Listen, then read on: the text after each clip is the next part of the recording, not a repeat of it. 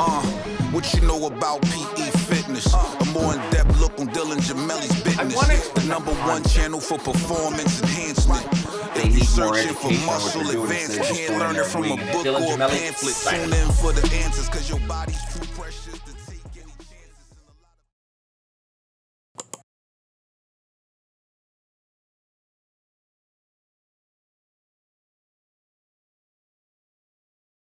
All right, everybody. Welcome to the Dylan Gemelli podcast. And today I am bringing you an extremely special guest. This is Jacques Rougeau, also known as the Mountie. Hey, that's me. How you doing, Dylan? I'm great, man. It's absolutely amazing to have you on here. Guys, I'm sure that are watching, everybody has seen Jacques before, whether he was wrestling as one of the Rougeau brothers, which was an amazing tag team, or when he came back as the Mountie, who always gets his man. That is Jacques. Man, I got to tell you, I was terrified of you when I was a kid. When you came out as the Mountie, you scared the crap out of me. It was awesome, and I can remember everything. Well, it's funny, Dylan, that you say that, because when I was young, as you know, we're 4 generations of wrestlers. So my father and my uncle, I used to go see them wrestle. I was like maybe 4 years and older, and then all the way up to 10, 12 years old, I'd go in the dressing room, and there'd be a good friend of mine, Abdullah the Butcher, that would have his manager, which was Eddie the Brain Creechman, and he'd have this shock stick, where that's where I got the idea from anyway, and he'd do it on purpose sometimes, he'd corner me in the dressing room with the shock stick, and he'd scare the living death out of me, and so once you live the experience, on the other side. Then I knew right then that the people are going to react the same way I did, because when you see that nice flame that comes out at the end of the shock stick, electricity always scares people. And and so it worked well. Yeah, it worked well. I love that gimmick, the Mountie. It was awesome.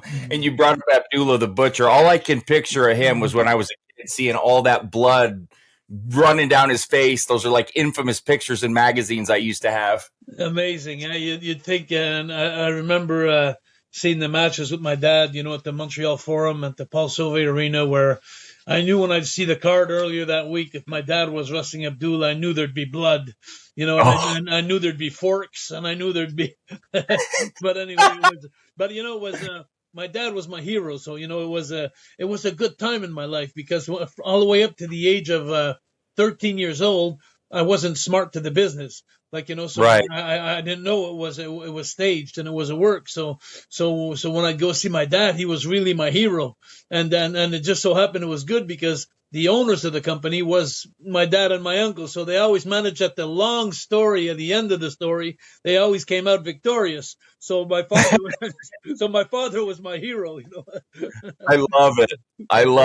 So I'm definitely going to want to get into some of the, your phases in your career and go over that. But I wanted to start with, because I know you've got a lot going on right now, and your wrestling academy is booming. It's popular. There's got a lot of buzz around it. So I kind of wanted you to kind of just tell me why you started it, what all goes into it, what you've been doing with it, and what you got going on, because I think there's a lot of people that'll be interested in that. Well, thank you, Dylan. Yeah, it's really a major project. It's become a worldwide watched project, and from all the podcasts I do in Australia and Europe, and everybody starts following this, and it's happening in Canada.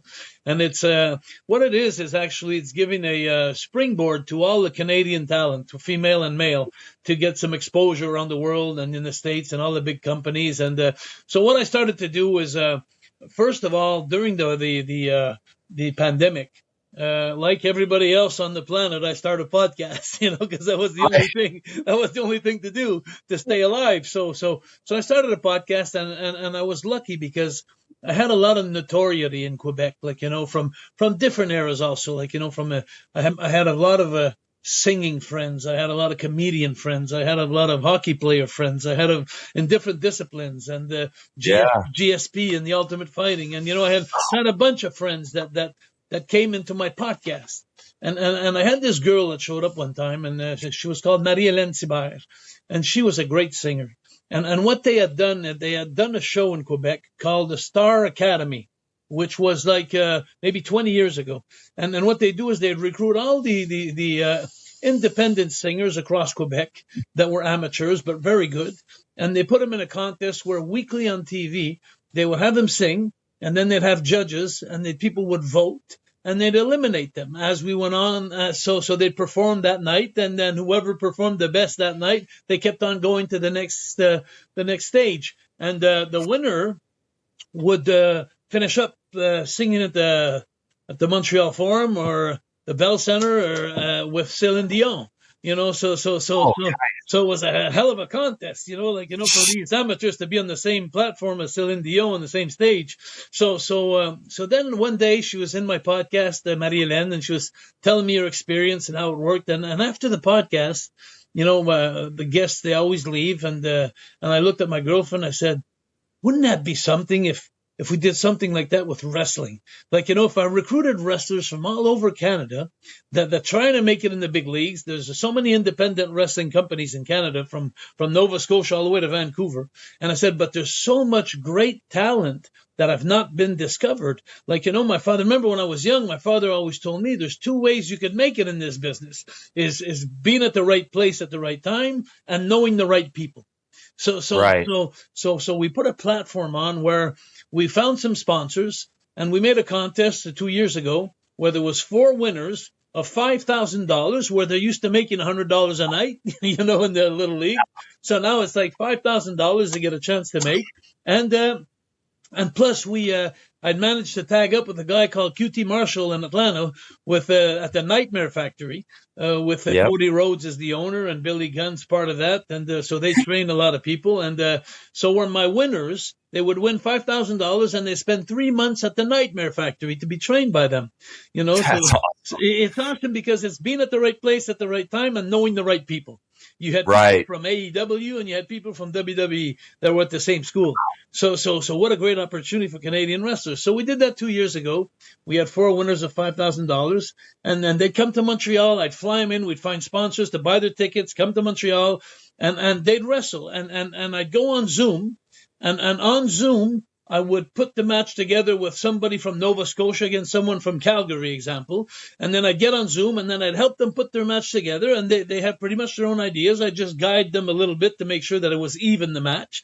And when they come night of the show, they'd perform. They'd have to do a short 30-second interview before getting in the ring, because they were judged on their interview, on their gear, on their charisma, on their talent in the ring. So and we had judges by the ring, but we also had QT Marshall that was in Atlanta. So he was on the giant screen in Montreal. And when the match would finish, the 2 opponents would stand up in the ring and they'd look at the giant screen. And then QT Marshall would say, well, I liked your ability. I liked your technique. I liked your interview. I liked your charisma. But tonight I'm going with you. And one was eliminated live, so it was a reality show. It wasn't, so as much as the show was staged, that I put all the matches together, the decision wasn't. So it was like, you're only as good as your last performance. In other words, in wrestling, Dylan, there's things you got to remember that people don't know that. But you could have good nights, you could have bad nights, and you could have a hell of a night, or the worst night of your life. And it all happens when you get into the ring. And so with all the pressure they had, it was funny to see a couple of talent broke down. They choked. And a couple of talent just came out of their shell and they just performed like crazy. So those went on and passed on to the semifinals and the finals, and we eliminated like that. And so now I'm on my 3rd year this year. And this year was the 2nd year, actually, where we had 3 winners of $10,000. And so last year we had 4 of 5,000. This year was 3 of 10. And next year, which we're already recruiting like crazy now, because the word is out in Canada, like, hey, go put your inscription in there, because Jacques Rougeau is really paying everybody and things are really happening. So now this year we're going to have 4 winners of $10,000, 2 men and 2 women.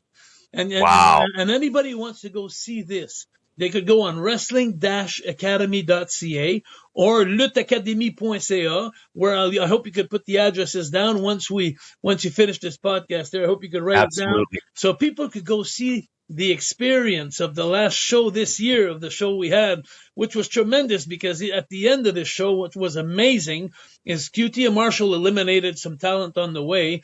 But not only that, on the last show in Montreal on the 17th of September, QT Marshall, he brought Harley Cameron to wrestle with one of the girls that was eliminated earlier, just as a compensation match.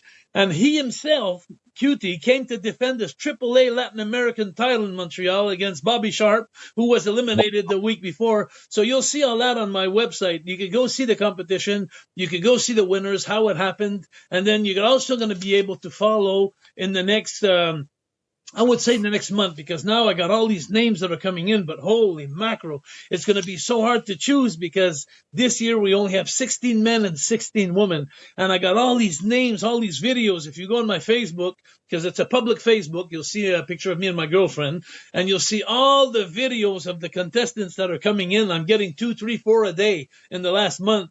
So it's amazing. Everybody's so excited. I have people, it's so funny. I have people writing me, say, some talent that are writing me, say, Jacques, when are we going to know if we're in or out, or when so everybody's really so excited of all this. So it's an amazing project. I'm living a dream. I'm living my passion.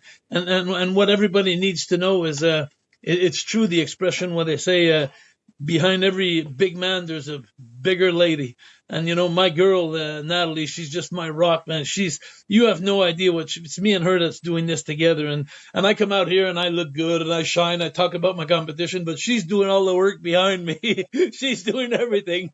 But what an amazing contest it is. That's amazing. And, too, I mean, even if you don't win that contest, you're still getting the exposure, right? And you're getting the opportunity to be in front of people, because a lot of times, like, when you see America's Got Talent or whatever, the person that wins doesn't necessarily always get everything out of it. Sometimes it's the impression that you make, and just that opportunity to be in front of you, to be in front of others, for Cody to see, or QT or people that's a big deal. Exactly. I mean, that's a huge deal. Exactly. And now even Scott Demore following it this year with TNA. So everybody's following the contest. And, you go see some talent like Jeremy Prophet, the Cody Brown, the Giant Orion, Chad Dennis. I got names here, KB6, Montello. I got AJ Sanchez. I got Sebastian Wolf out from out west, Bobby Sharp, Gabriel, there's Vinny Da Vinci. And then on the girls' side, wait till you see Zandra Lee and Relentless Riley Rose, Zoe Sager, she's a tiger, and I got Nova coming in, I got Vanna Black, I got Jessica Black, I got Divya Fiji, got Maya Malek, who looks like a Mexican girl. She comes in with her mask, but she's from Nova Scotia. But there are all these talent that are really good, and they're coming out. And like you say, the fun part about this competition is the notoriety that I have, and I'm being very humble about it. But for 10 years, I went around the world as the Mountie, the fabulous Rougeau brothers, and the Quebecers, 3-time tag team champions. Yes. And yep. So I made a lot of friends that are doing podcasts in Australia and Europe, everywhere. So now they're all following me. So I get a chance once in a while to get a few of my wrestlers to show the videos of them. And so what a great visibility, a platform for them. So this is the most exciting time I've had in many, many years in my life, because I feel like right now, and I'm not getting rich with this. I got to tell you the truth. The first year we did 2 years ago, we invested out of my pocket $15,000. This year we invested $5,000. Hopefully next year we're gonna make $5,000. Right. But I'm living my passion, and and I'm giving back to the talent, and they're having so much fun. You know what? It's so funny, because the talent in the last few years have made more money than I did in 3 years doing this project. But they never had as much fun as I did, though. Right, and that's what it's all about, man. I mean, this year, Dylan, I gotta tell you, Dylan, this year, my brother Raymond, he was judge also with me, by ringside. And, just reliving that after 25, 30 years, working with my brother Raymond by the ring and doing the commentaries before QT Marshall came on the giant screen and took the decision. Me, Raymond, and Jeremy Prophet, and another guy, Michel Monette, who's a captain. He plays like a Jesse the Body Ventura there. And he comes in. We do our opinion on what we thought of the match before QT took the final decision. But what great fun to be able to take that time. And not only to choose to give our opinion, but to give credit and to tell the talent what they're doing good, not just what they're doing bad, but what they're doing good. And so it's an awesome project. Wrestling Academy, Jacques Rougeau's Wrestling Academy. Go check that out, guys. You'll have a blast. And the only thing I must say, the only backlash about all this is that it's a home production. So don't expect to see a WWE production. It's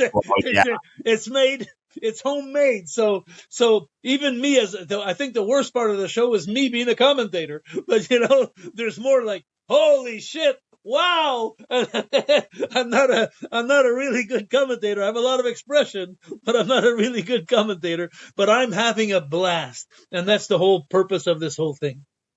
Well, and it's cool because you get to see a real life reaction, and not that the WWE commentators aren't good, but a lot of that's they're in their ear telling them what to say, what to do. I mean, you're not doing that, so you're getting real life, and not everything has to have an unlimited budget. I like to see stuff that's just like as real as can be, and a lot of people like that and prefer it. And so if you're given that, that's pretty damn sweet. One of the moments, my favorite moments, people will never guess what it is. They could never guess what it is. But one of my favorite moments this year is like something happened in the ring. Now, QT's live in Montreal in the last show. So he's going to choose the winners, but he's sitting beside me during the show. So at one point, I go like this. I go, holy shit.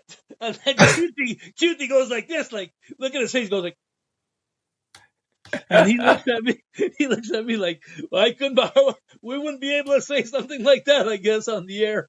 But, but that was my favorite moment to see his face, like, just go like, what did you just say, Jacques? But it was nothing a real life reaction like that, though, man. That is the best. I love seeing that more so than anything else. That real, true reaction of shock or surprise. It says it all. Go see the last show on the 17th of September, and then you'll have a blast. I swear. Don't look at the production; just look at the content. And then it's amazing that how the feelings of everybody, the nervousness of everybody, and while you're looking at it, I'll just give you a little in. That tall referee in there that's refereeing the last match and a couple of matches, Bobby Sharp's match and QT Marshall is my son. Wow. So he's so good as a referee. Oh my God! Wait till you see how good he is. He's giving the show out there and having fun too. So it's amazing. How rewarding to be able to work with your brother all these years and have your son. That's absolutely like, what more could you want? That's so awesome. It's amazing. Thanks for letting me talk about my project. Thank you. Yeah. So I'll leave some links in the description of this video so that people can check it out. And you know what else you showed me that I specifically love because I'm such an old school fan was the videos like you were talking about of other wrestlers coming in and talking about the academy. Like when I saw Ricky the Dragon Steamboat, then you showed me, and there was a slew of guys on there to watch. It was so cool to see all those guys and have them. Check it out? Did you go check it out? Right when we got off the phone, I checked it out. It's amazing, to have The Undertaker, Bret Hart, Ric Flair, GSP, a bunch of guys, all the Bush. I can't remember all the guys that I Double J Jeff Jarrett. And anyway, you'll see they're all there. The old Coco Beware, and they're all they're all there saying like, I want to wish good luck to Jacques Rougeau's Wrestling Academy and giving credibility to this tournament, and amazing how it's very. Go check that out on Wrestling-Academy and put the link there, and people that are nostalgic, they're going to go see them, the rest, Jake the Snake, they're going to go see them all. And they're all, Jesse the Body Ventura, they're all there. And, sorry, I'm so excited here. I need to drink some water. That's okay. Anyway, so check out the old fans of the 80s and the 90s. Go check out that, and you'll relive some great moments when you were a kid. Oh, man. So I want to kind of shift now to that. So, and I was telling you, I was born in 1982. So my childhood was like the 80s wrestling. And, you know, it's evolved. It's so different. And everything's like high flying now and different. I swear to you, even though the matches aren't as intense, I always prefer to go back and watch the 80s wrestling and early 90s for me. And I love the Attitude Era especially, but I like to go back and watch that. So my first show I went to was in 1985. I was 3 years old. It was in Des Moines, Iowa house show.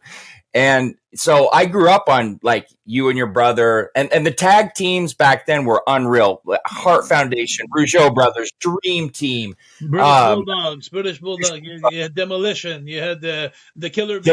You had Tito Santana and Rick Martel. You had Strike Force. You had there was full of tag teams at the times. Even the Yay and the Whoa. The Bushwhackers. Yes, the Can-Am Connection. That was a good tag. Yes, Jim Powers and Paul Roma. Yeah. So the Heart Foundation. How can you forget the Heart Foundation? You know. So I recently watched you guys wrestle the Dream Team at WrestleMania 3 because Dream Team was like my favorite tag team back then. I was a huge fan of both of them. Greg Valentine and Brutus the Barber Beefcake. Yes. So here I wanted to ask you a few things.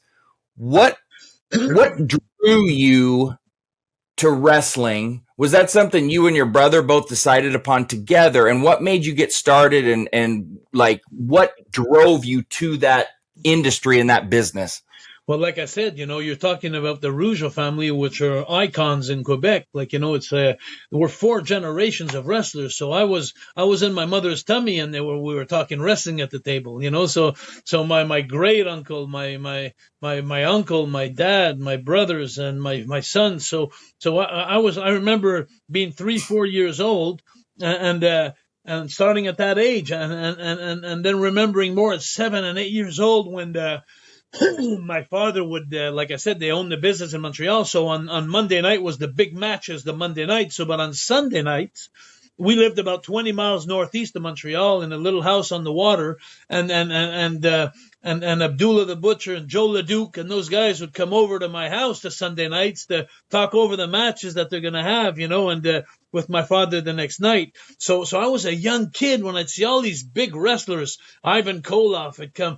I can't remember all the names that used to come to my house, and I was young. I remember when they'd come sometimes around the pool to talk business,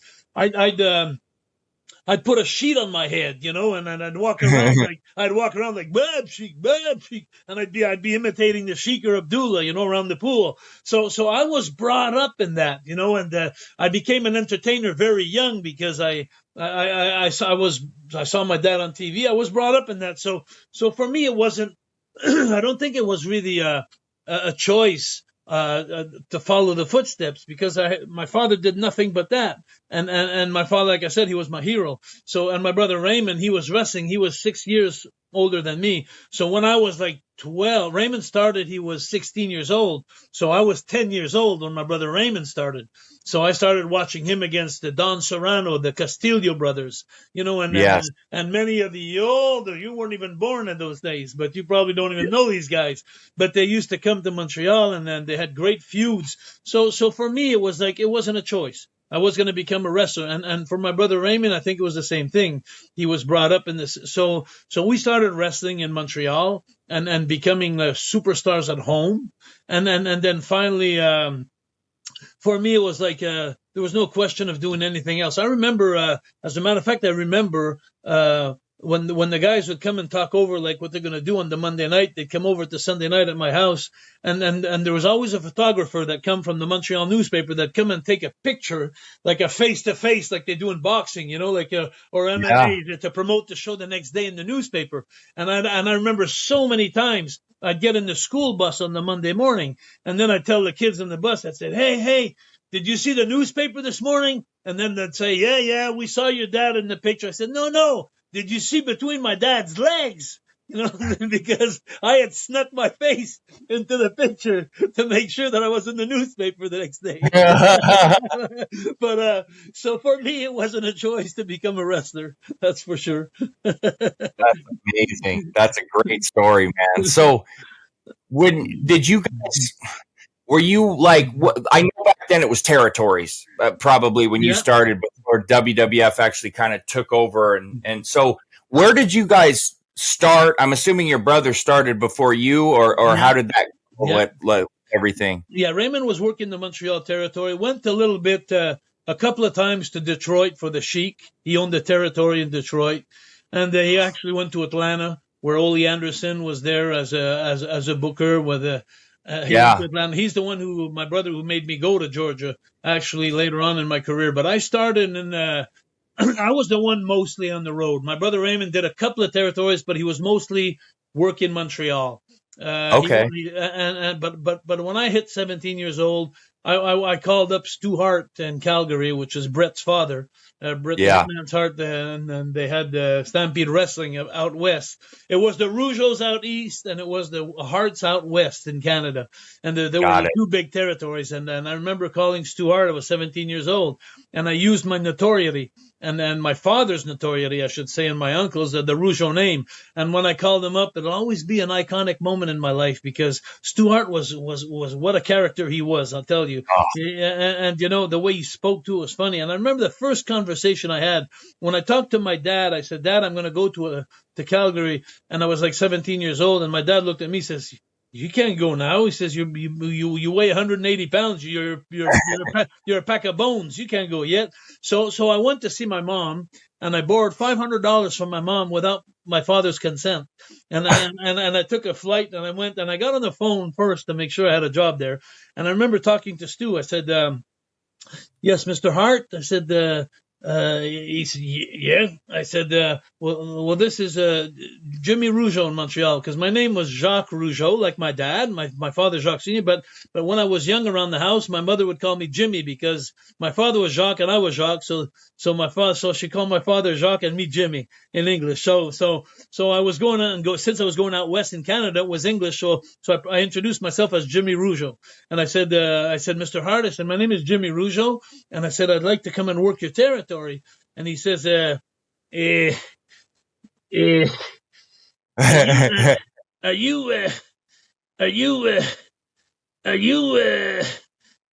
any kin with the Rougeaus there?" And I said, "Yes, sir." I said, "Jacques, my father, and Johnny, my uncle." And he says, "Pretty tough guy there, your father, pretty tough guy." I say, "Yes, sir," but that wasn't me. But anyway, I said, "Yes, sir." And he said, "Okay, let me try you out there." So that's how I started in the business. And Brett was driving the bus at the time when I went to Calgary in '77. He wasn't even wrestling yet. And wow. So that's how I started from Calgary. And then I went to Calgary. I went to Mexico in '78.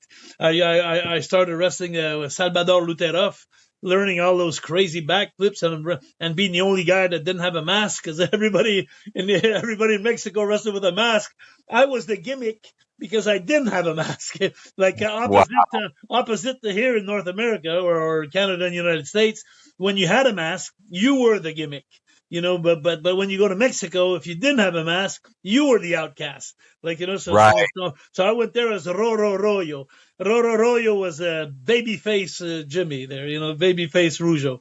So I went there, and then I went to Kansas City for Bob Geigel and Pat O'Connor and Bob Brown. Then I went to the Fullers in Knoxville, Tennessee, and then I went to the Grahams in Florida, and then I went, like you said, it was territorial, and I was going I went from territory to territory, and I was doing that from 77 all the way to 85, and then 85 I finally went to WWF.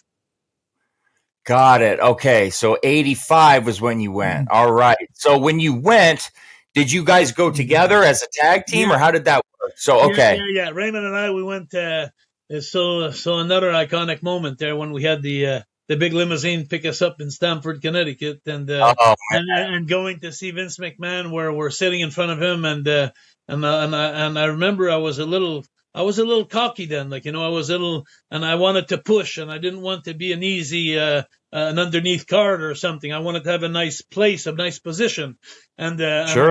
I asked Vince. I said, I took all my nerves, and I asked him. I said, "Well, what are your plans for the Rougeau brothers, you know? And then I'll never forget it because 1,000 guys have passed in the same seat as me. But he looked at me and he says, the sky is the limit. And, you know, and that was his line, boy, that he'd give everybody. The sky is the limit. You know, and I remember when he told me that, my eyes sparkled like, holy shit, we're going to be big stars, you know. And finally we were just a number. But anyway, all this to say that what an experience it was to have the treatment of being received with the limousine and the whole thing and meeting him. And I had many, many, many good years with Vince before my falling out. Yeah. So what was it working for him, like in the younger years? Because I mean, he was like, a lot of people didn't realize back then. Of course, I didn't. None of us did, that he was the owner. He just looked like a generic announcer, you know. And so, what was it like working for him? And did it change as, you know, things as you know, he got older and you were there longer? Absolutely. It was, well, you know, to be honest with you, it was one of those things. There was two people that made you nervous in the dressing room. There was Hulk Hogan and Vince McMahon. And any time they stepped in the dressing room, it was like, holy shit, Vince is there. Holy shit, Hulk's there. You know, and it was like, so you'd get really nervous being around them. And but it was fun working with Vince. At the beginning, it was really fun. It was like, he was close to his talent, and, But yeah, you know, sometimes I look back, you know, when I mean, even me, I had a falling out with him. Now it's been 30 years, but I look at all the good things that we've done together and stuff. And I've been a promoter also. I had my business now for 25 years before COVID. I had my own company and dealing with talent and stuff, and seeing the other side of the medal, seeing the side that Vince, he gave a lot to a lot of people who, excuse my language, but double-crossed him or let him down. So he got, his skin got a little thicker.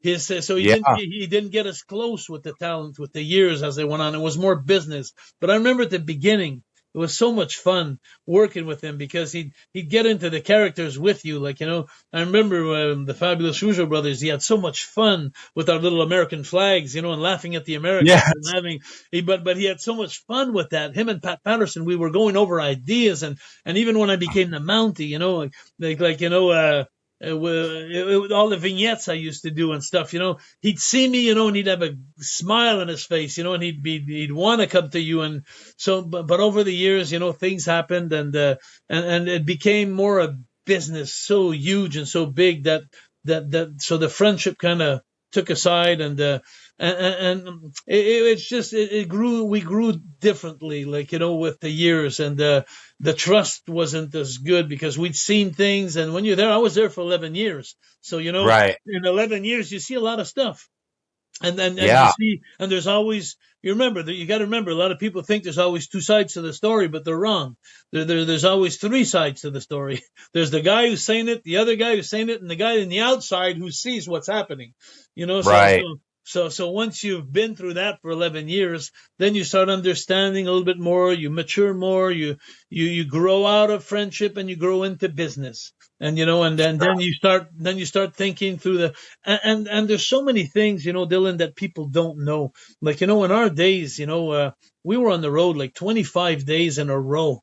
And then we'd spend 3-4 days at home to see our kids and our wife, and back on the road for 25 days, you know, so there comes a time and that your life is going, you know, and the money's good, but nothing like today, but the money was still good at the time. But when you don't have a relationship, when you don't have happiness, you know, and you become lonely, and then when the times get harder, because you got to remember that all this is entertainment, but we still get into our characters and our gimmicks. We still want to get over. We still want to be main eventers. We still want to be the center of attention. So what happens is you go through phases where you get a push in our business, like you're highlighted, you're seen everywhere, you're part of the storyline, and then there comes a time you got to cool down, and you know, right. And when you got to cool down, it's a harder time because now you still got to be 25 days on the road, making other people look good, And then Sure. you come home to your kids. You come home to your kids, and then you have your kid at the airport who hasn't seen you in 25 days, and he runs to you like crazy. And 2 days later, he brings you back to the airport, and he says, "Dad, why don't you love us? You know, like why are you always?" So and then you have those guys that are like Martel, Jimmy Hart, myself, and Mike Shaw, Tito Santana. There's a couple of guys that were very, very lucid, but you had other guys that were on steroids, on drugs, on uppers, on downers. So they had to deal with those situations. That was a lot harder when you had and I always remember the time that I go back and I think about Chris Benoit. You know, I heard a story. This is just hearsay, but I heard a story where his kid would have told him, like, you know, like, "Dad, why are you always losing?" But you know, when the guy's on steroids and he's not in touch with reality, and he has this kid that he hasn't seen for so long, and then that happens, then it's a major impact on a brain, you know, and Sure. So all these stories that you see, learn, and it's nothing, you know. And I always come back to this when people tell me, like, when I was younger in the business, people tell me, like, God, Celine Dion, what a life she had, going to Dubai, going to Tokyo, she's traveling the world. What a lucky girl.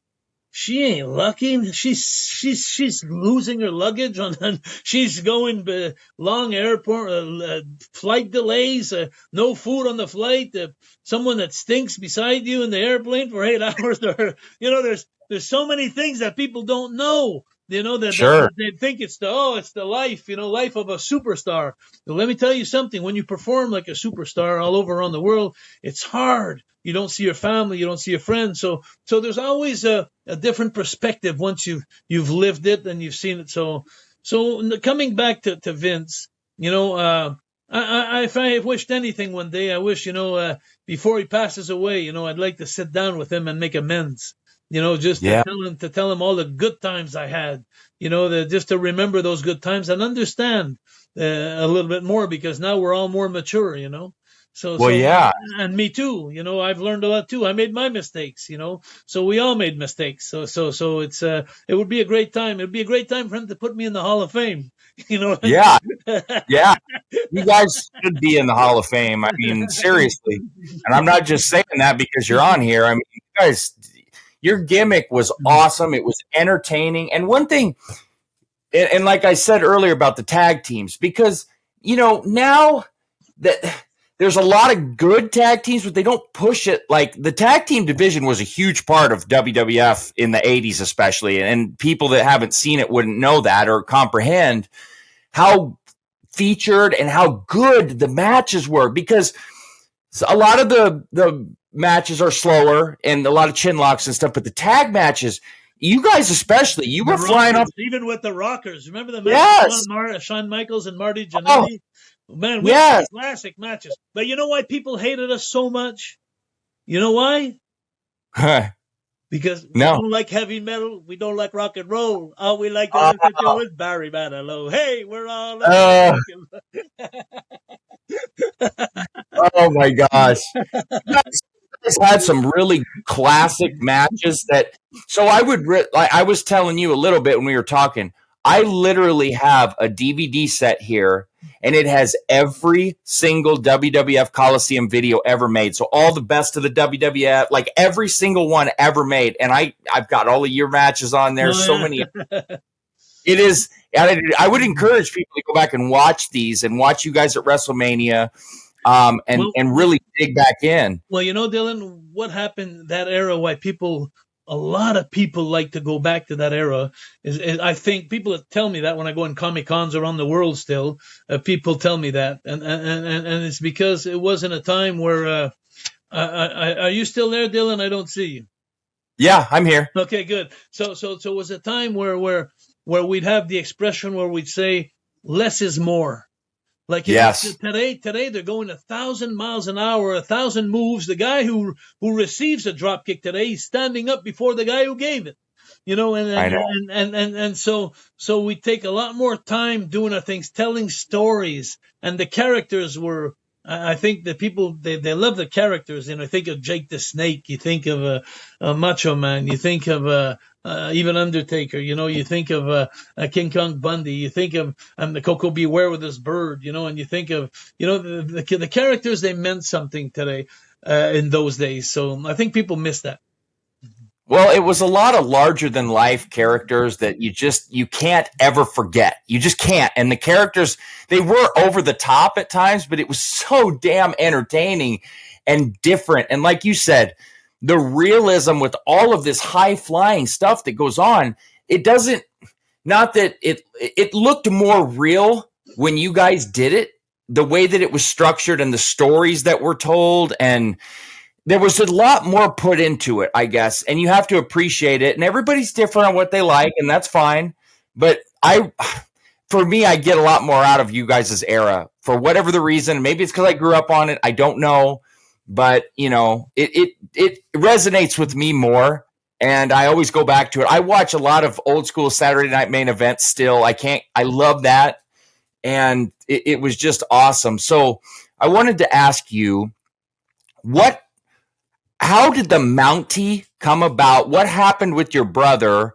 Was he injured? Because I've heard the stories. Or what brought the Mountie character on? And was that something you came up with, or did Vince come up with that, or what did that come from? No, now Dylan, before we get into this, I want to tell you I don't see you on the screen, so I hope you see me, because I don't. Nope, I do, and I don't see you on the screen. So before I start this story here, I want to make sure that I see that we're good. We're all good. I've got you on here. Okay, so I don't know why I'm not seeing you here on my laptop, but it's okay. So so probably because you're recording something. I don't know. Anyway, so here it is. Hopefully you see me. I do. So I took a year off because in 1989, we were 4 years, the fabulous Rougeau brothers, fabulous Rougeau brothers, from 85 to 89, and then 89, we were waiting for our title shot. As we always thought we deserved to have a run with the belts, and then out of nowhere, there's a tag team that came in that we were waiting for a spot, and Pat kept telling us, Pat Patterson, which was Vince's right hand man, he kept telling us, "Don't give up, guys. It's coming. Your chance is coming. Your chance is coming." And then there's a team that came in, Arn Anderson and Tully Blanchard, and the Brainbusters, and they just at the time when we thought we were going to get the belts. They came in and they passed right in front of us, and so it was like that's what Raymond he said. No, he says I had enough, and so Raymond took a retirement. He retired in 89, and so I took a year off. I came back home and spent a year with my kids and my family, and then Vince called me, and then he said Jacques, he says. I have this character that I want you to portray there. And so he brought the character as the Mountie. And what an amazing character that was. And he had the big boss man in the United States. And then he wanted a Canadian law enforcement officer in Canada. And I told him, I said, I'd love to do it. I said, but I asked him to let me think about it because I was coming back by myself. And I just came finishing the feud with Dynamite Kid there, the big battle that we had backstage, and that was the hardest times of my life. So I knew I was going back in the jungle again, but this time I was going by myself. My brother Raymond wasn't there, and so I had to think about it. And then finally I told him, I said, okay, I said I'll come back, but I said one condition. I said there are two conditions. I said the first condition is I want to have Jimmy Hart as my manager again, because Jimmy Hart's the greatest manager of all times. I'll come back to that in a second. And the other reason was I wanted to bring my shock stick, because I remembered Eddie Creechman, what he did to me when I was young in the dressing room, and I wanted to do it to everybody else, because I lived it. I knew how scary it was and how over it would get. But to come back to Jimmy Hart, I've seen a lot of managers in life, and I've been around them for like 11 years. And I could honestly tell you that Jimmy Hart is the best manager I've ever seen in the world. And now I'm going to explain myself why, because a lot of people are saying like, oh, of course he's going to say that. He was your manager with Raymond. He was your manager with the Mountie. But Jimmy Hart was much more than that. Jimmy Hart was the guy who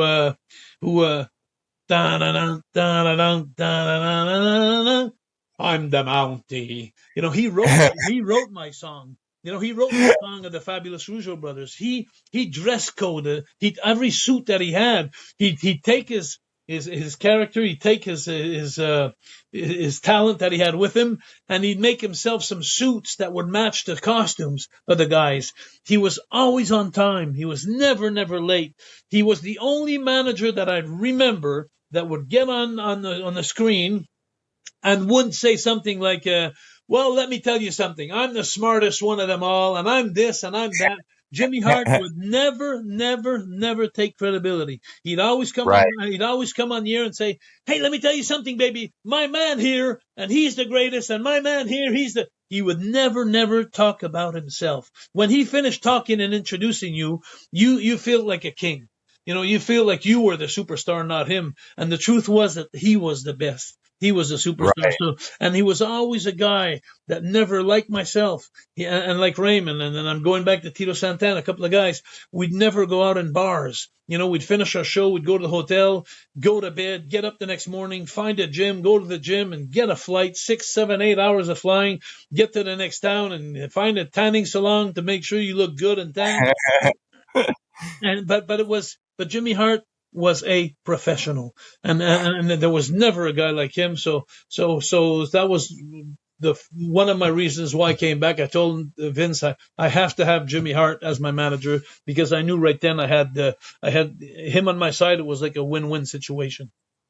Nice. A funny story for you. So I was, believe I was 7 years old, and I was one of the treats for me was I would get to go to the baseball card store if I got good grades or if I got a tooth pulled or something like that. And I went in there, and this is Des Moines, Iowa, and we're in there, and my mom pulls on my shirt and she goes, "That's Jimmy Hart."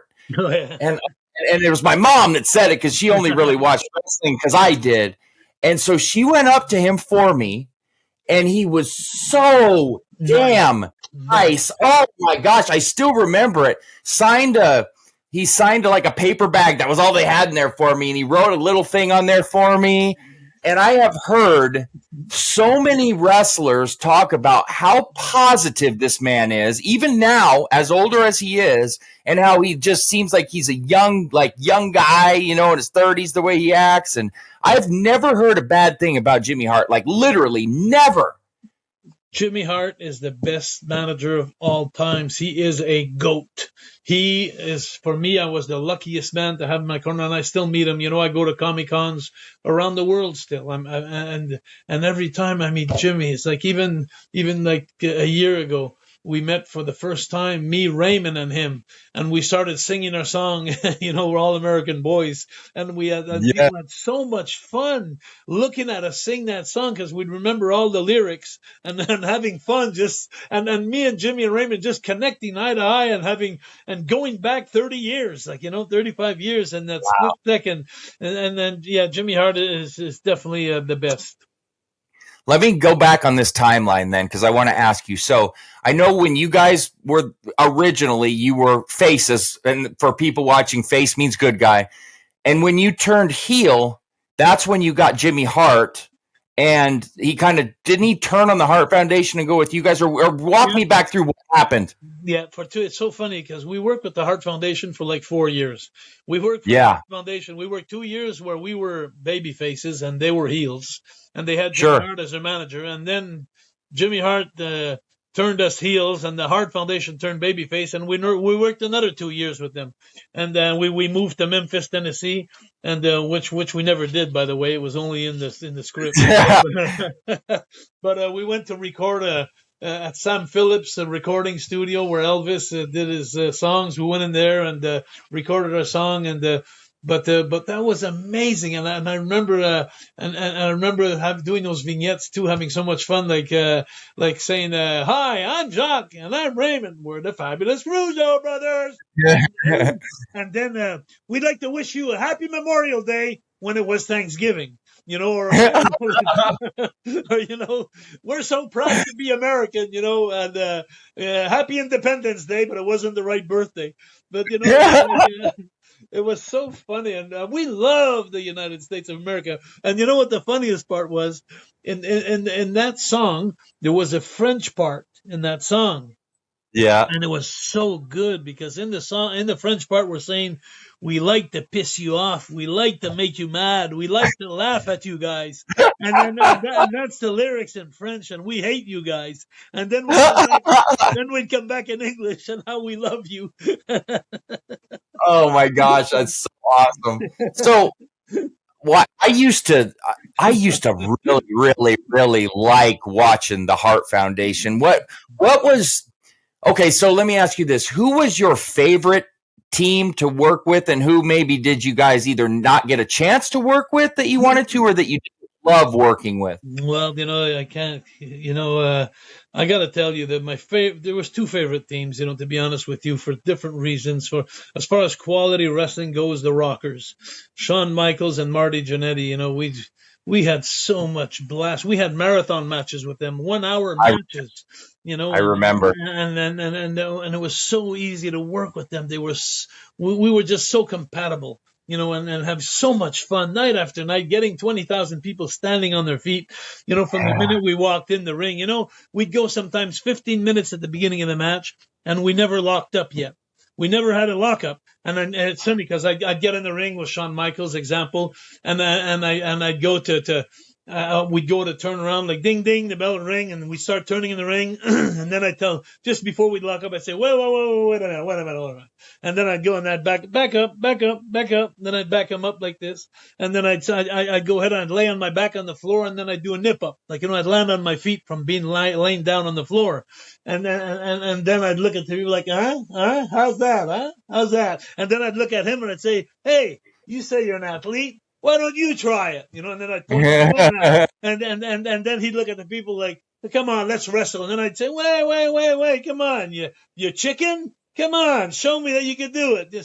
So then he'd go down, and finally, after about 2-3 minutes of working the crowd and everything, he'd get on his back, and then he'd do a nip up and land on his feet, and the people, 20,000 people, would be on their feet like, yeah.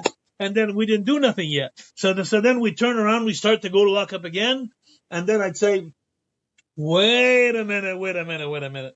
So then I'd go on the outside of the ring, and then on the outside of the ropes, and I'd grab the ropes, and then I'd do a flip over the top rope and land on my feet in the middle. I remember. I can picture it. And then I'd look at him and I'd go, huh? You think you can? Try that one. So then he'd look at the people like, Jesus Christ, like, let's wrestle. Come on, referee, time to wrestle. And then I'd say, no, come on, chicken. Come on, try. So then finally, after 2-3 minutes, he'd go ahead on the outside and he'd flip over the top. He'd land on his feet and we'd have another riot. People go crazy. So then we'd go, okay, so now I'm ready to wrestle. So we turn around a little bit. I go to lock up. He'd go underneath my arms. And then he'd go, wait a minute. And then he'd climb up the top rope and he'd do a backflip from the top rope right into the middle. And then he'd look at me and he'd say, well, why don't you try that? And then I'd just looking at my brother Raymond like, holy shit. And then the people would go mad. They'd say, like, come on, you chicken shit, you do it. And so we'd go like 15 minutes in a match and we never locked up yet. But I love it. So that's why we were telling stories then. Like, that's why I say less was more. Like, we had more connection with the crowd, more interaction with the crowd, which they don't have today, I think. But anyway, so the Rockers, definitely my favorite team, I got to tell you. And then the Hart Foundation, Jim the Anvil Hart was a little harder to work with. He was a little snug. Like, he was a big boy. He was a football player, big boy. And sometimes he wasn't the smoothest guy in the ring, but he was okay. But Brett was a great worker. Brett, great worker. So the Hart Foundation, and then of course, after working night after night after night, then we finally got to telling Jim, well, Jim, don't turn your shoulder in when you do that tackle there, because you're gonna tear up my ligaments there, just to open up a bit more. So we adjusted, and once we adjusted, the Hart Foundation was a piece of cake to work with night after night. Yeah, you guys and people that haven't watched, you guys and the Rockers are like just a really good, like, combination to work with. There's a lot of synergy there in the way that you guys worked. It was a perfect match. I remember clear as day them coming in and you guys wrestling them. It was perfect. Was there a team that you didn't get to work with enough, or that you wanted to work with, that you're kind of disappointed you didn't get a chance to work with more? To be honest with you, the British Bulldogs, we worked with them in Madison Square Garden one time, and we had a great match with them, and really enjoyed it. It was different style. I would have liked to work more with them, but they were baby faces, and so were we. So right. So that didn't work in that era, where it didn't work, and that was before we had our personal feud. So I would say, but to be honest, there's Demolition that I didn't like to work very much with, because they had a character that they were greedy. Like, they'd come in and they'd want to take over the match, They wouldn't react to selling very much. So you'd work very hard to, what example I could give you is, I remember working as the Mountie against The Undertaker. And if you go see on Daily Motion, the match between the Mountie and The Undertaker on Daily Motion, go check that out. You'll die. Yeah. I give 3 pile drivers to The Undertaker, but when even though he was a guy who didn't sell much, like he didn't react much, he did with me in the match. You'll see, I'd put the boots to him and he'd react to me. But Demolition was they had a character that they were unbreakable, untouchable. Like, they were trying too much to be like, they're killers and they're indestructible. And so it makes it hard. It makes it hard to work with a team like that, because, we do certain moves, certain things that mean something, that are well executed. But if they don't react to them, you got to work 3 times harder to get something done, where so you'll blow up a lot more in a match. You'll get a lot more tired, because you have to do 3 times the work you normally do to get the reaction out of the fans that we did. But it wasn't their fault. It was the way that Vince wanted them to portray themselves. Sure. So I'm glad we didn't work very much with them, to be honest with you. I'm assuming that it has to be difficult to work with a character that's more along the lines of no selling. Just even mentally, it has to be a little bit tougher. Even Piper, like when I work with Piper, yeah, Mountie, it wasn't easy working with Piper, because Piper was a guy who he was a go-getter, like he'd and what great cardio he had, but to get him down, you'd have to kick him 10 times to get him down, to stay. Well, some guys, if you're working with Bret Hart or Shawn Michaels, or one good kick, at one good place, and he'll go down and he'll make you look like $1 million, and then you have time to breathe. You have time to turn to the people. You have time to react, to get your heat, and get your charisma out there, and then turn back. And so it's a slower pace where we're telling a story. But guys like Demolition, Piper, and those guys, they were harder to work with. Yeah, Shawn Michaels was sold like gold, man. Like really sold. Yeah. Even Brett too. Brett and Shawn, they were. Yeah. It was fun working with them. I'd get them down, and I'd have them hurt so bad, in the match, that I could take 15 seconds talking to somebody at ringside or anywhere at the fans. I have time to go, and sometimes I'd have them down.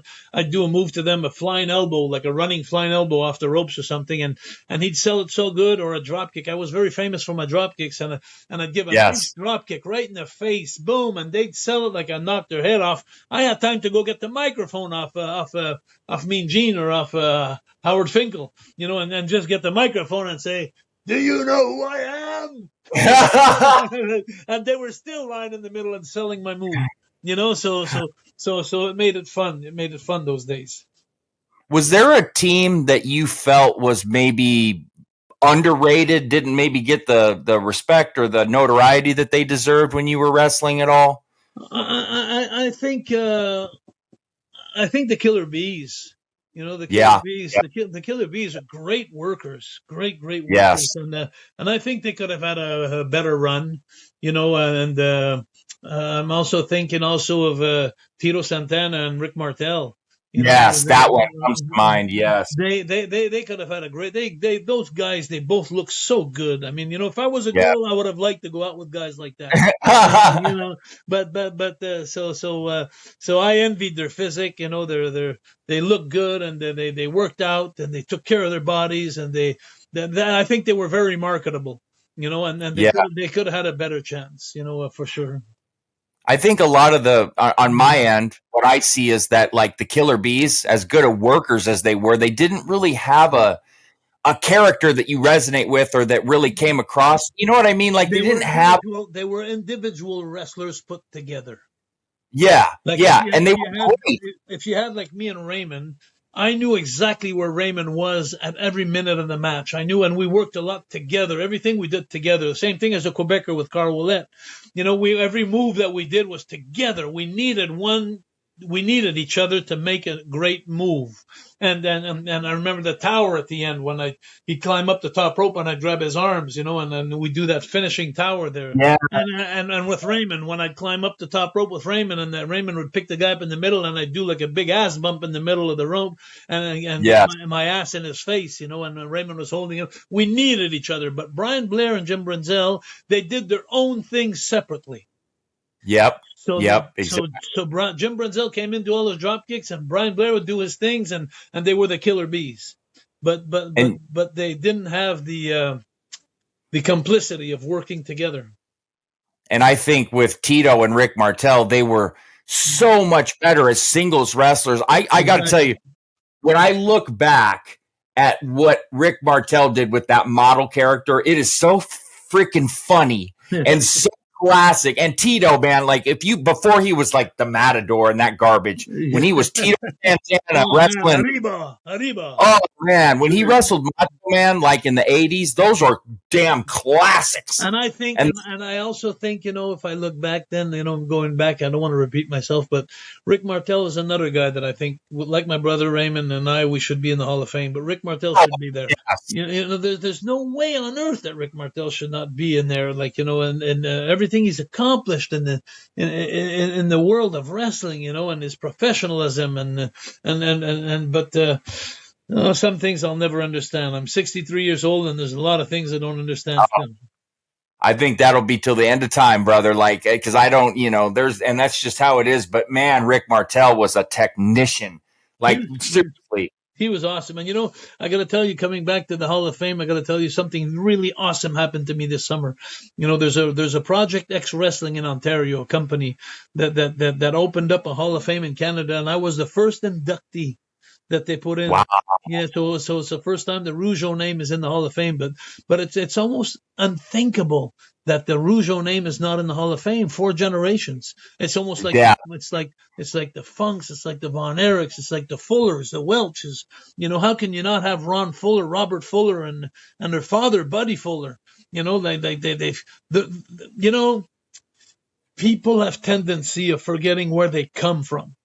And the business today and the business in the 80s and the 90s, they came from the 60s and the 70s, and you can't forget that. You could have the nicest house on a mountain, the most nicest house on the mountain, but if you don't have a great foundation underneath, it's going to crumble. Right. And I think that the wrestling business has a tendency of forgetting their foundation, and it's almost unforgivable. If you look at all the families of wrestling that should be in the Hall of Fame, and not one more better than the other, because I always said to myself, you could look at the great matches that Bret Hart had, that the Piper had, that the Rockers had, that the Iron Sheik and Volkov had, and whoever, all the guys that we work with, Raymond and I, or me and Carl, or myself as a Mountie, I always say that when you go watch a movie, you go to the theaters, to create a great Batman, you need a great Joker. And so it takes 2 to tango, and you can't have a great hero if you don't have a better heel. Exactly. You need to have watch any movie you like. You can have the best baby face, best hero in the movie, but if you don't have a great villain, you won't create a great baby face or a great hero. So it takes 2 to tango. So I think of all the people that I've worked with, and Raymond and Tito and then Rick Martel, and all the people that we made look good along the way. Well, they didn't do that on their own. They did it with us. And, I hate to say this because it's the Hall of Fame, but what they've done with that, putting in like Pete Rose and Snoop Dogg, and then they put in people that are in groups and then single, and they're leaving people out like you guys and Rick Martel, like you said. It just Demolition.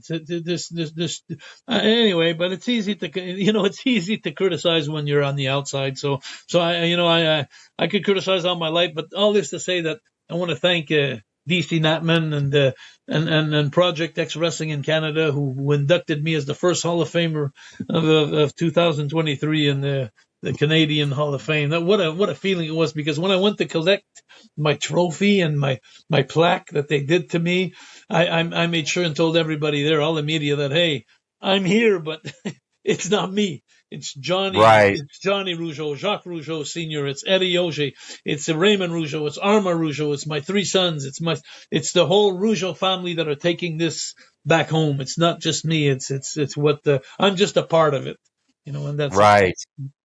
So I got a couple more questions I want to ask you here.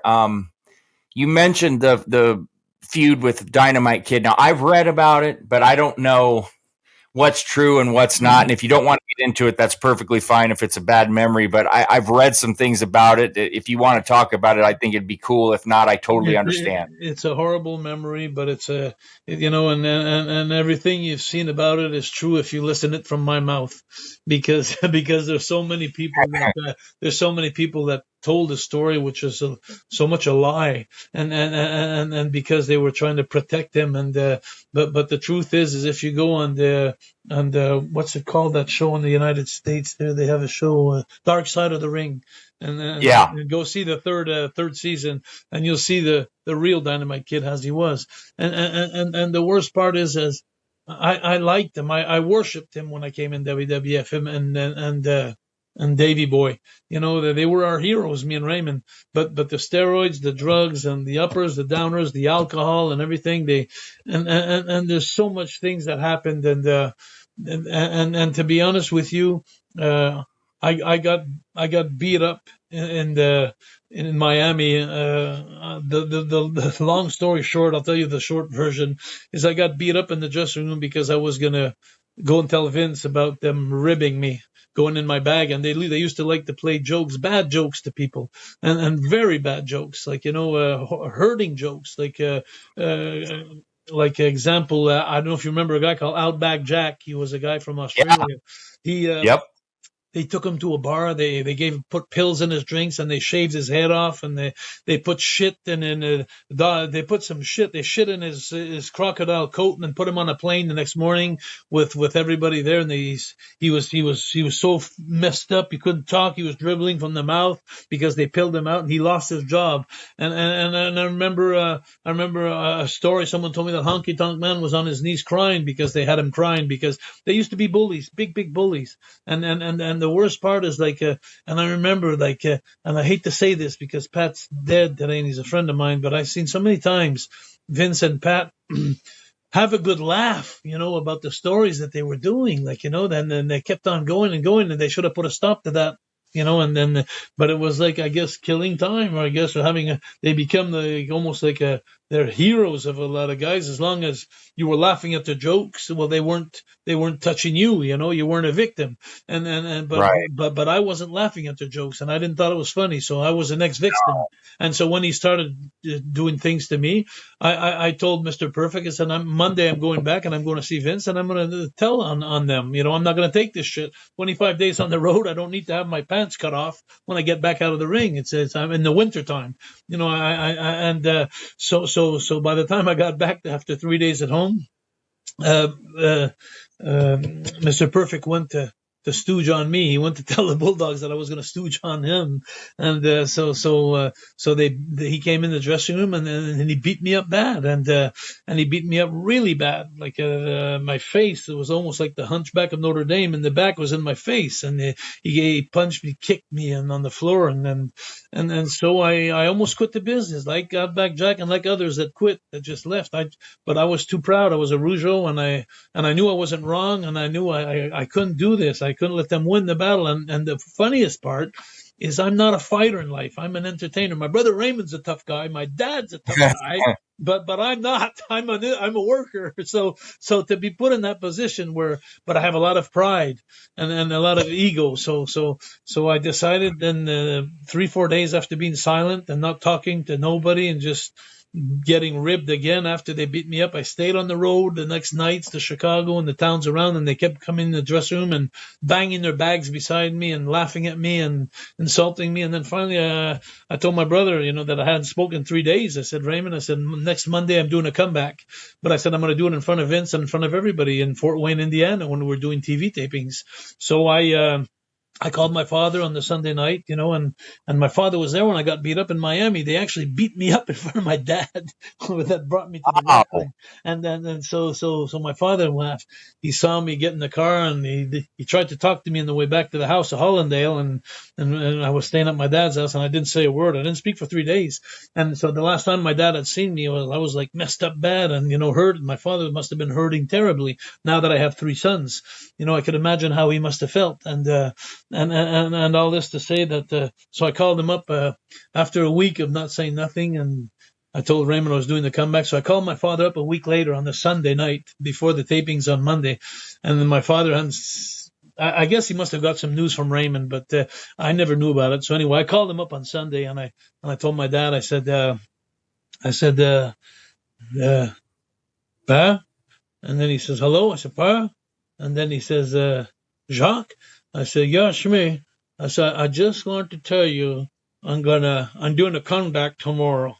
And because I wanted my father to be proud, and I just wanted my father to see that I'm not going to just put my head between my legs and go home, and the Rougeau name is dead, we just got kicked out of WWF because I left and I quit. Because Raymond wouldn't have stayed alone, that's for sure. So because we were tag team. So my father, the only thing he said to me, my dad, was so funny. My dad told me, he says, you listen to me. He says, before you go to the building tomorrow, he says, you stop at the bank.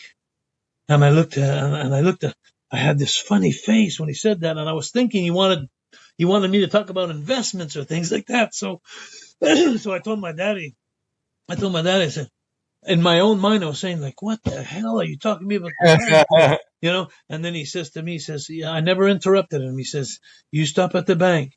And then he says, you go to the counter, and he says, you get yourself a roll of quarters. And he says, when you hit him, he says, you hit to kill him. You hear me? He says, you hit to kill him.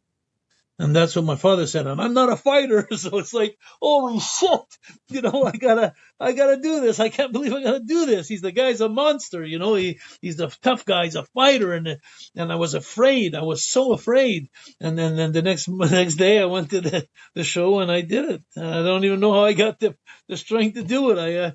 But I did it, and I knocked all his teeth out, with one shot. And that was the end of it. It was like, for 2 weeks I was I was very afraid because we had to finish the next 2 weeks with them. They went 2 days to Europe, and then when they came back, I was with them every night in every town, like Tucson, Arizona, for 10 days, and all the way Phoenix, and we finished that Survivor Series where we had to wrestle them the last night because they had gave their notice, and I knew that he wanted to hurt me bad the last night, and but I went in the ring anyway, and I don't know, I was scared, but at the same time, at that point, I didn't give a shit anymore. I didn't give the honor of my family was more important than me being scared, and I didn't want to become a McFly like in Back into the Future, where right. So all that helped me make it through.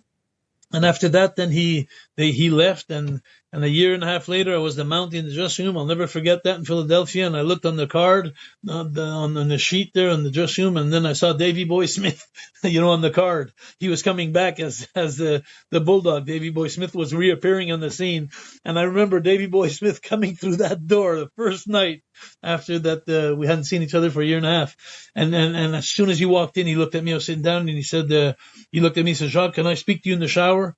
And I said, oh boy, here we go again. like, shit. And but I didn't sell. I didn't show him that I was afraid. So I just said, Right. yeah. So I said, sure, no problem. So I followed him, but far away, like 3-4 feet behind him. I didn't want him to sucker punch me, So we got into the dressing room. He turned his back, and he was quite far from me. And then he just extended his arm to me, and he says, I don't want no trouble. He says, what you did to Dynamite, he deserved it. He says, I just want this to be bygones. And I looked at him, and I watched his left hand to make sure that there wasn't a sucker punch coming. And I shook his hand, and we worked together after that for the title, and we had fun. And so it was finished. It was all over with. That's awesome, man. The bullies always end up getting theirs, and that's just how it has to be, man. So, but you know what the best thing of all that was for me? The best of all is when I quit WWF for 20 years. I still up to last month. I go and I give conferences in schools, like for 600-800 people, kids, and I show them how to beat bullying without using violence. And I've been doing that for 25 years now, and I'm helping kids. And I do so many schools. You have no idea how much I've helped kids. And I'm persuaded as a hero now in Quebec, like, a really nice guy and a hero helping kids. And that would have never happened if I didn't get beat up by that kid. So it's almost like a blessing, I don't know if I can say that, but it's so nice that I've had a chance to help society with my bad experience. That's amazing. So I got 2 more questions for you. The first one, with the Mountie character and then going into the Quebecers, what was that something that you really, really enjoyed? And what was your favorite moments? Like, because I know you won the Intercontinental title. Was that your greatest moment or greatest achievement? And then how about like the tag team experience? And what was that like compared to working with your brother, and how different was it for you? And that was a later stage in your career. And well, there's a lot of questions and answers there that I got for you at the same time there. So let me try and clear this up.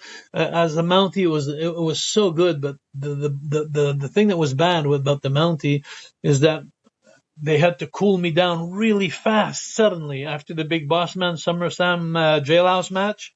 Yeah. Which I had to spend the night in jail, which was awesome. The pay-per-view around the world, it was so awesome. I hear about it today. People come to Comic-Cons and they still talk about the jailhouse match. But they had to cool me down because the real Royal Canadian Mounted Police in Canada, they banned me from wrestling on TV. I was giving such a bad image to them. So they took a lawsuit against the WWF, and so I wasn't allowed to wrestle on TV anymore. So when they do the TV tapings in the States, I couldn't be on TV anymore because they use the same tapes to go to Japan, to Europe, to Australia, to Canada, and so that killed me. My Mountie, they killed my Mountie, and I was so funny for so many years. After that, I was so pissed off because I was having such a great run with it, the Mountie, and I always said to myself when I'd meet a real Mountie in life, or I'd tell your boss to get off his high horse, like this is only a gimmick, this is only a character, like you have movies. Like you have movies where you have bad policemen, crooked policemen. Well, that's all I am. It's a movie, it's a character, but they banned me from TV. They just killed my life, my income, my job. They just, yeah. So then after that, so that's why Vince, he put me back in a position where We're Not the Mounties was our song, which Jimmy Hart created again. We're not the Mounties, we're handsome. Mm-hmm. And we did really well, Carl and I. We won the tag team titles 3 times, in a team. And but that was fun. It was a different style of working with Raymond, where Raymond and I, we were more like a girly-ish tag team, like, cheating tag team, and hypocrite, doing everything behind the referee's back. Where when I came back with Carl, it was more like 2 tough guys, like, come in and just using awesome moves together to destroy our opponents. So it was a different kind of style of wrestling. So I had a great time there too, as the Quebecers. But if you ask me personally, my favorite time in life is being with Jimmy Hart and my brother Raymond as the fabulous Rougeau brothers, and of course being the Mountie, and finishing up with the jailhouse match, with taking my prints in the jail and the picture and putting me with that gay guy at the end there and in the cell. That was so funny. That was just so funny. But so those are my favorite moments, and I don't know if you know this, Dylan, but I still managed when I quit the WWF and when we finished my relationship with Vince and them. I still managed to create another great moment in life. You may not know this, but I know it's not being the Masked Singer because I did that, but it's beating Hulk Hogan in Montreal. That was my next question, and I wanted to get into that, because a lot of people don't know about that. I do. I'm more of a wrestling historian, so I've read about that, but I want your version of it. I want to know what really happened, and because if most people haven't seen the list of how many people Hogan's actually lost to clean, I think it's like 14. Yeah, it's not much, and I know he doesn't allow that. So why Jacques Rougeau? Why did you get to be one of the few that he put over? Well, I love Hulk to death today. I even last year was at his karaoke bar in Tampa. If you're ever in Tampa Bay, Clearwater, go to his karaoke bar. You'll have a great time. We go every year. We go every year. Yeah, we have so much fun there. But I think Hulk had a lot of respect for me because, I never was I always was when I confronted Vince, when I turned people down for money, or I stuck to my grounds, or my how can I say that, my values, my how can I say that there in English, my when you stand up for your stick to your guns, man. Yeah, stick to your guns, but I'm looking for a word there, like your what you believe in. Yeah. And I've left jobs before because of that, because people didn't do what they said they were going to do, or things like that, where other people would have said, oh, well, just shut up and take the money. I always was the type of guy that rather be a king in my world than a jack in somebody else's, where I'm mistreated, and I'd rather have my little world where I'm the king, and even and Hulk knew that. I've did a lot of moves in this business that hurt me business wise, but my pride and my instinct and my I'm looking for a word that I can't find, but anyway, so long story short is I'm a stand-up kind of guy. And I've always been, and Hulk respected that. As a matter of fact, even when the thing happened with the Bulldog, he never came out and said nothing about it. But I heard through the grapevines that he was so happy because he was also afraid to be bullied by them too. Don't forget that now. Like he was not a victim because he was the big main man, but everybody else around him were victims, or afraid to be. So I'm sure he was afraid too. So when I stood up my ground there, it wasn't easy, and I think he had a lot of respect for me for that. The other thing too that happened is when I left WWF, I went to WCW for a short time, and I had a lawyer in Montreal, Cookie Lazarus, that was so powerful here in Montreal, and he opened the doors for WCW there. There was a thing on the Molson Center, which was named it was the Bell Center and the old Montreal Forum. It's the same building that changed names, and almost like the Madison Square Garden in New York, it's the Bell Center in Montreal, and Okay. and WWE had a exclusivity of events of wrestling in that building. And when I left Vince and I went to WCW, I wanted to book a show in Montreal, or WCW wanted to book a show in Montreal, but they couldn't because Vince had the exclusivity. But however, what they didn't know, Vince didn't know, is we have something in French here in Quebec that's called the droit de la charte, la liberté du Québec, which means the charts of liberty of Quebec. You can't have an American keep a Canadian or a Quebecer to rent a building, in his own town, because he's American. Like the Quebecer will always have a right to rent a building as much before an American. So WCW went through me and my lawyer to book the Bell Center. To get the exclusivity out of there. I kicked them out, and I booked a show for them to come, and it was my show. The whole show that I booked in WCW, the only time WCW came to Montreal, it was my show. I booked Luger, Wow. I booked Malenko, I booked them all. Ric Flair, I booked them all. It was Mongo Michaels, and I booked a Giant, Paul White against Carl Ouellet. I booked the main event, me against Hulk, but I never expected to go over. My dream was to work with him, and that's it. And then finally, when we came to Montreal, I asked Hulk 1 month before that to help me with a promo in Atlanta where he came, and I was doing a promo against him, and he walked in my promo, and he slapped the hell out of me in the promo. And then you could find that if you go on YouTube. And he slapped me really, really hard, and it looked really good. And then the day of the show, when I flew into Montreal, I had all the cameras of all the TV stations, because I got a lot of connections and medias in Montreal. So I had all the major stations and TV stations at the airport when he arrived, and I had a limousine to pick him up, to bring him to the building, but I was hidden in the limousine. So when he turned around to cut a promo to everybody, I stepped out of the limousine and I slapped the shit out of him. I actually broke, I broke his tooth. I really did, in a shoot. Wow. But I was excited. I didn't do it on purpose. I was just so excited that when I slapped him, I broke his tooth. And anyway, so when we got in the dressing room, and you could ask, what was the guy's name? There was two black guys that were tag team then. Harlem Heat? Yes, Booker T, and another one, Ray. Stevie Ray and Booker T. Yeah. Yep. So they were there too, and they were all in the dressing room, and it was so funny because Hulk, he came in the dressing room, and we were all there, and he just looked at me in front of everybody. And when Hulk walks in, people just don't talk anymore, So he came in the dressing room, and he came up to me and he says, well, Jacques, he says, so what are we doing tonight? So like I was the boss, and I wasn't boss of nothing. He was the king. So he looked at me again. So what are we doing tonight? So everybody started laughing, and I started laughing too. And then it was so funny. I said, very funny, Hulk, very, very funny. So I said, so how do you want to do this, Hulk? How do you want to beat me? And he says, brother, it's your show. So he says, you're going over tonight.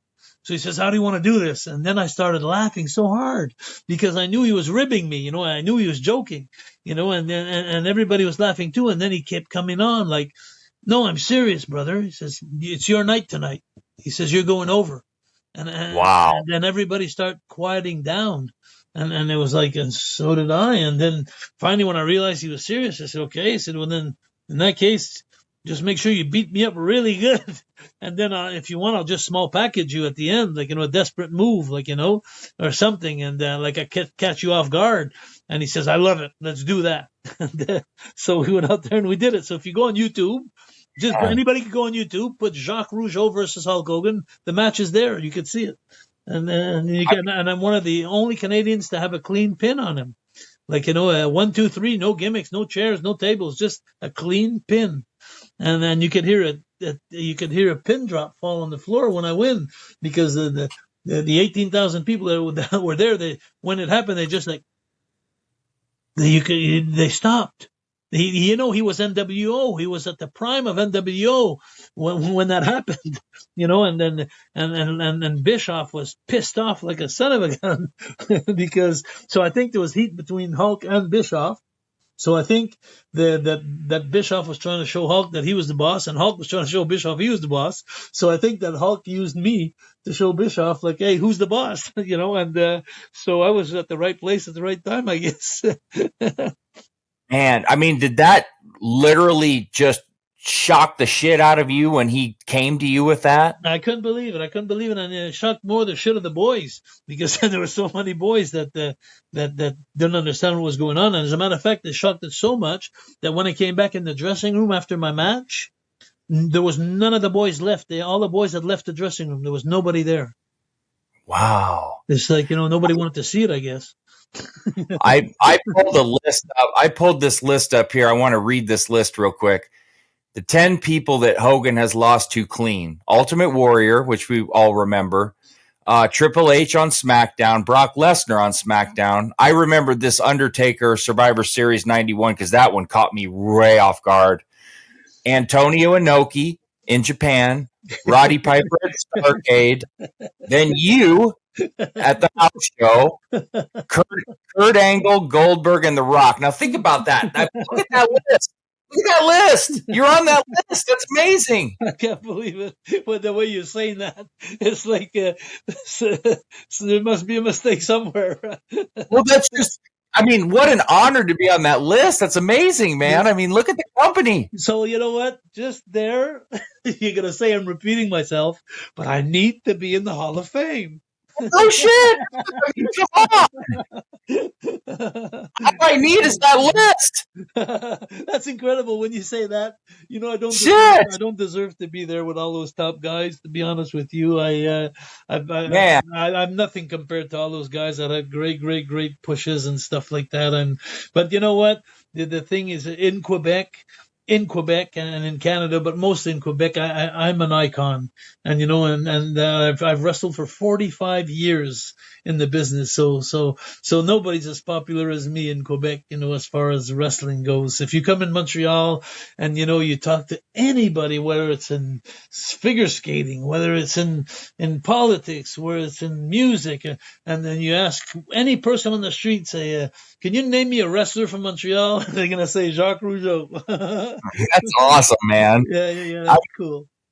Hulk Hogan was probably the one guy that was protected his character the most. So he ain't going to put nobody over that is not somebody he really respects and doesn't think it'll hurt. I love him to death. I'll always be in debt. And every time I see him, it's funny. I even went into his shop there, you know, like he's got some shops in Orlando. Yeah. And every time I'd go there I was passing through with the kids to go to Walt Disney or something, I'd go and bring the kids to see him. And every time, you know, it was like, it was so funny. The last time I went into his shop in front of a bunch of my friends and my family, but it was so amazing, you know, he just keeps putting it on and on. I come in his shop, you know, and he says to me, he says, "Oh no, brother, you're not going to come beat me up again, are you?" And it's like, it's amazing that a guy is so iconic and so popular. And I still think to this day, he is the biggest name of wrestling that ever will be. I know people say it's The Rock and this, but remember your foundation. Remember the foundation of the house. And Hulk Hogan, Hulkamanias in the 80s. People don't know. I remember going to Australia the first tour I did in Australia, around the other side of the globe. And when we got at the airport, and you should have seen, it was like Michael Jackson getting out of the plane. It was amazing, Hulkamania. Nothing ever compared to Hulkamania. Nothing. It's hard. So it's really hard if you didn't grow up then or witness it and see it. You know, it's one thing to go back and watch YouTube videos and hear people talk about it, but like I grew up on it and I saw it, I lived it, and he was like, "You're fucking hero." And all, like, to me, it was like Michael Jordan and Hulk Hogan in the 80s, where you can't explain it unless you were like and I'd hate to say just a kid because even adults, but if you were a kid and you grew up in that and you saw it, you experienced it and you lived it, and it meant that, like, I'm not lying to you. So this was WrestleMania 6 would have been 87, like 91 or 90. I fucking cried when he lost the Ultimate Warrior. I was like 8 years old, 7 years old. And I literally cried. That's how bad it bothered me. And to be honest with you, Dylan, to explain it to people, how it was, how amazing, how magnetic, how powerful, charismatic he was. I'll explain it to you in 2 words. And we're superstars. We're superstars, not as like him, but we're superstars. We're seen around the world. We're recognized around the world. And we're in the dressing room. And when he would come in the dressing room, I would be nervous of what I say. I would be intimidated. I would be just hoping that he'd go by me and say, "How you doing, Jacques?" Right. That's how it was. Imagine I was one of the boys and I felt like that. So imagine the fans, how they felt. Oh man, I'm telling you, it was on a whole different level. And I was lucky enough and blessed enough that I saw him live several times. I don't know if you remember when he wrestled the Big Boss Man in the steel cage on Saturday night's main event. That was here in Des Moines, and I was there, like 5th row. It was amazing, man. It was amazing. And I still have the little Hulk Hogan shirt that you could tear, and I never tore it, and I saved it all these years that my mom got me when I was like 5 years old, and I still have it. Anybody that tears their shirt up today goes back 40 years. You always think it's Hulk. You always think it's Hulk. Tear that shirt up. Any character, any gimmick that would come along for the next 50 years. If they tear their shirt up like that, the first image you have is Hulk Hogan. I know it. It's amazing. It's so cool, and it stands the test of time, and a lot of people don't understand too, because a lot of the content's hard to find, just like a lot of your matches are. You have to really go back and dig and look back. A lot of it's on Coliseum Video. You got to do Daily Motion, like you said, not necessarily YouTube. There's a lot of wrestling on Daily Motion. If you haven't seen the match on Daily Motion, the Mountie against the Undertaker, you're gonna see a classic. Oh, I'm watching that for sure, because the Mountie matches are awesome. Awesome matches, the Mountie matches. I love those. I prefer the Rougeau matches myself because I love the tag team wrestling. Yeah. The Mountie matches were something else, man. They really were. I loved those. And like I told you before, that character freaked me out when I was a kid. And I was telling a couple of my friends that are wrestling fans that you were going to come on. And you know what the first text message I got back was? He always gets his man. That'll stick. Yeah, that'll stick with a lot of people. That's what happens when I go in. That's what I hear too when I go in Comic Cons. It's funny. That's the thing. I always hear that song, "All American Boys" with the Fabulous Rougeau brothers, or "The Mountie always gets his man," and then and that's stuck with the people. And you know what the funniest thing with that character, the Mountie, is? I gotta tell you a scoop. I gotta give you a scoop. Please. I just had this idea, and now I forget what I wanted to say. Oh, yeah. So I wanted to say something about, everybody comes to have me sign dolls and stuff like that, figurines. They all have the Intercontinental title around the figurine, But, I only had it for 2 days. I remember. I only had it for 2 days. I beat Bret Hart 2 days later. The Rowdy Piper took away from me. But for all these years now, 35, 40 years later, all the dolls that are coming out, I have the Intercontinental title. It's so funny. That's so awesome. But that's not what I wanted to tell you. I just wanted to, since I'm in the bragging mood, I want to tell you something. I'm into something that really is funny. And I have this company now in New York and Montreal. They're working together, and they're actually working right now on putting like they have machines, like pinball machines and stuff like that. Yeah. But it's a machine, it's a machine that has like a claw like this and goes down there and it's big. So they're doing a Jacques Rougeau machine, that's going to be distributed all over Canada and possibly in the United States, like for fairs and stuff like that. There's a company doing that right now. Isn't that something? That's so badass, man. So you may go into a fair one day and you're going to see the Jacques Rougeau Mountie, or you'll see me on the machine there, and you'll be able to. So here's what they're doing. So this company, they're buying like 100 belts. They bought 100 belts, and if that machine goes and picks up the thing, I don't know how it's going to work yet. We're in the making of it now, but they give you a belt if you manage. So you get the IC belt. That's so badass. So it's $5 you get one try, and then for $10 you get 3 tries.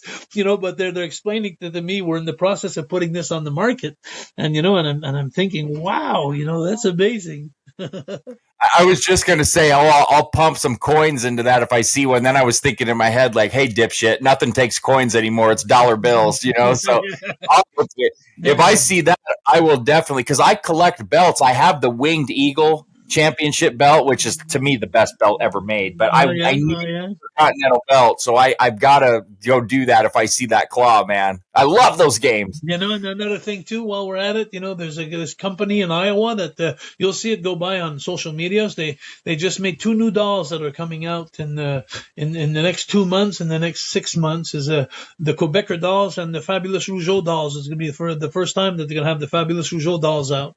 So there's a lot of good things happening to me, and I don't know why it's happening so late in my career, but it's sure nice to see that happen.